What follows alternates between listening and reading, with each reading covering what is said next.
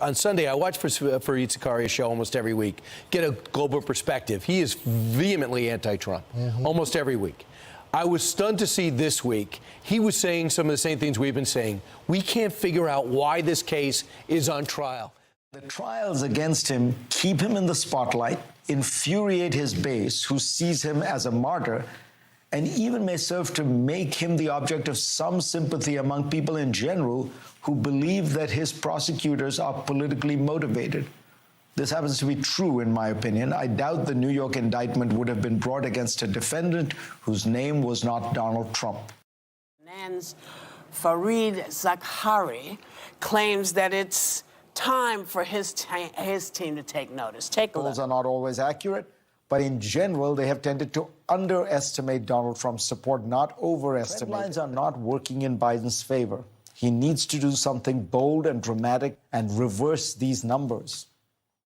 New polling shows some bad news for the Biden campaign. Donald Trump leads the president in several key swing states. And President Biden's support among younger Black and Hispanic voters, it does seem to be fraying. Despite the former president spending more time in court than on the campaign trail, a New York Times Siena College poll shows him still with a slight edge over President Biden in key battleground states, including big leads in Georgia and Nevada, while President Biden is only up in Wisconsin. The one that troubles me the most is on the question of who was the more competent. Joe Biden led Donald Trump by 9 points in 2020, but Trump now leads by 16 points in January 2024. That 25-point shift could be a reflection of people's sense that the president's age is affecting his capacity to govern.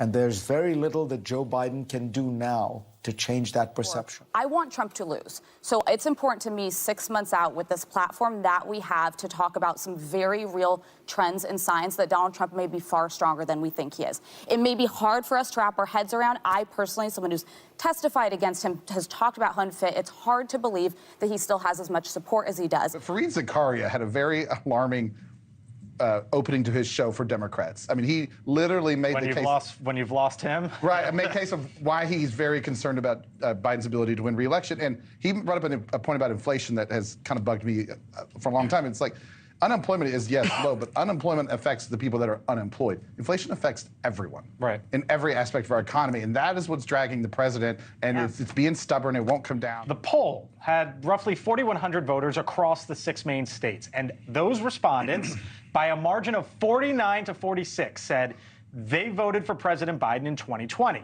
However, when asked right now about their party affiliation or which way they lean, 46% said Republican, 44% said Democratic. Everything that we're throwing is spaghetti at a wall, and none of it is sticking. What we're doing is really, really not working. The New York Times chief political analyst writes, Trump's strength is largely thanks to gangs among young Black and Hispanic voters, key groups that historically vote Democrat. We kind of lost hope with him in the last run, and how we feel about Biden, and it's still iffy on him too, so it's really kind of shaky. I wouldn't even know who I would vote for right now. In the poll that was, I think, brought up is that among minorities, you're seeing President Biden not poll as well with African Americans. Trump got 20%. That's the highest we've seen. In Biden's interview last week with CNN saying, well, the polls aren't reflecting the economy, et cetera. That's not meeting voters where they are. That's frustrating. I think some Democrats I've talked to who have said, look, you've got to do more than that and just say, no, what you're feeling, isn't actually happening. Pollsters are telling me voters are still extremely concerned about President Biden's handling of the economy. Younger voters also objecting to the war in Gaza. Voters are extremely concerned about the economy. That's the #1 issue. Twice as many voters tell us that's the most important issue as compared with everything else. And right now, by about 20 points, they say that Trump is better on the economy than is Biden. Don Levy is the director of the Siena College Research Institute. He says Biden is losing younger voters who are upset about the war in Gaza. The Israel and the conflict in Gaza, that's certainly eating away at Biden's support. It's fractured the Democrats. We're seeing a growing number of younger Democrats start to peel away from Biden. And here's another interesting fact. Pollsters say the outcome of the presidential election may actually be decided by a group of voters known as double haters, voters who don't like either candidate. The double haters living in these 6 battleground states may actually end up being the ones to put the next president in the White House. Over the weekend, Donald Trump's campaign is reporting that 80 to 100,000 people were at that rally in New Jersey. The most underreported major story. Over 100,000 people showed up in a place that he lost by 15 points. I know people came from Pennsylvania and New York, obviously. They sat for hours. It was 50 degrees, maybe even lower. You know how windy it gets at those beaches? Steve knows. At Wildwood, New Jersey. 100,000 people. They couldn't get close to the stage. They want to be a part of it.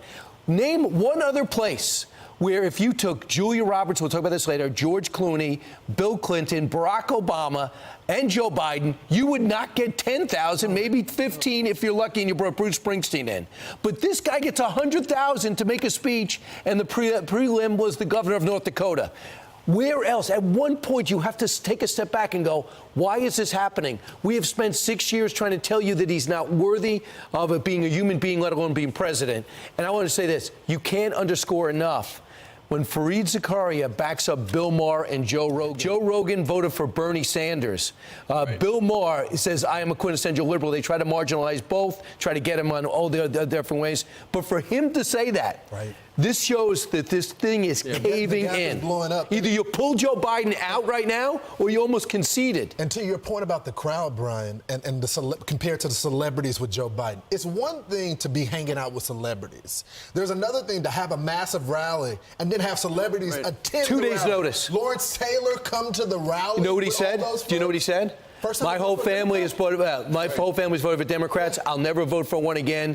This is my man. Otis Anderson, the same thing. Well, and Fareed started it out by saying, this is not playing out the way I thought it would. Right. It's not playing out the way He's an honest broker. I got to give him credit. He's honest. I mean, he's very bright. I get it. But he just is one of these traditional politicians who think Joe Biden, Donald Trump is not worthy of it. He cannot get over it. Yeah. And now he can't help but see what he sees. Well, when you think about 4 years ago, in 2020, Joe Biden ran on and won when his message was essentially, I'm not Donald Trump. Well, now Donald Trump, 4 years later, is running as I'm not Joe Biden. And people like that. It's like we're watching this guy and he's screwing stuff up. But, Steve, I would say you're not wrong, but I also think he says, I'm Donald Trump. He says, everything I told you, I'm going to do it again, but now you're even more ready for Donald it. Trump. He's just pointing out the contrast.